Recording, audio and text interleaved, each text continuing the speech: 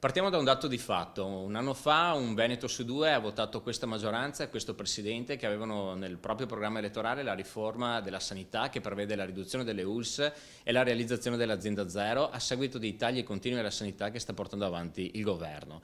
Noi come maggioranza ci siamo presentati in maniera compatta, l'opposizione in queste settimane non ha portato nulla di costruttivo all'interno di questa modifica, ma ci ha fatto solamente perdere ore e giornate di Consiglio regionale solamente per il solo gusto di dire no ad una riforma.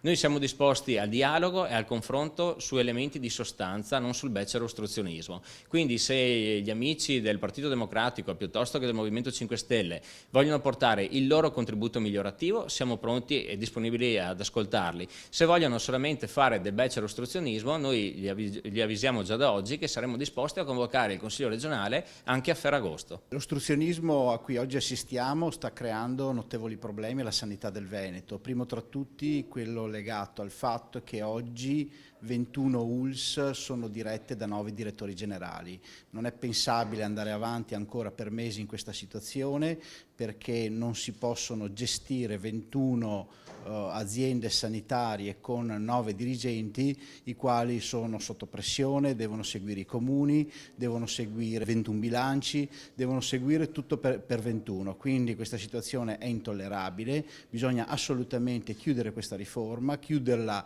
nel suo insieme perché la macchina funziona nel momento in cui abbiamo un'azienda sopra che gestisce tutte le attività burocratiche, amministrative, tecnico-legali e 9 ULSS che si dedicano interamente alla sanità dei veneti. L'intero lavoro del Consiglio è bloccato da un ostruzionismo sterile da parte delle opposizioni che bloccano le istituzioni con un ostruzionismo fine a se stesso.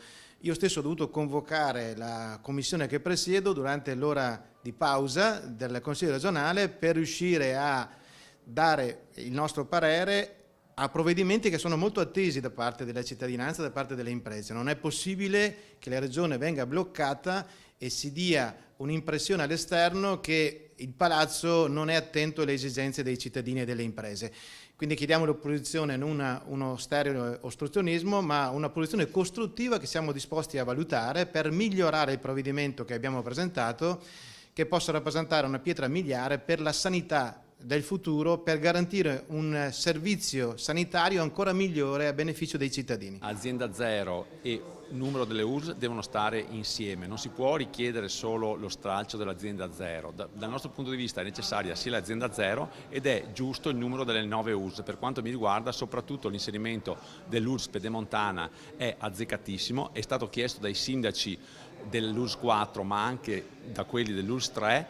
È una cosa che è stata fatta benissimo e non si può tornare indietro. Noi abbiamo bisogno di cose che funzionano, di una sanità efficiente, i soldi sono sempre minori, dobbiamo fare in modo che la sanità che forniamo ai veneti sia sempre più efficiente, purtroppo facendo il conto con risorse sempre più scarse.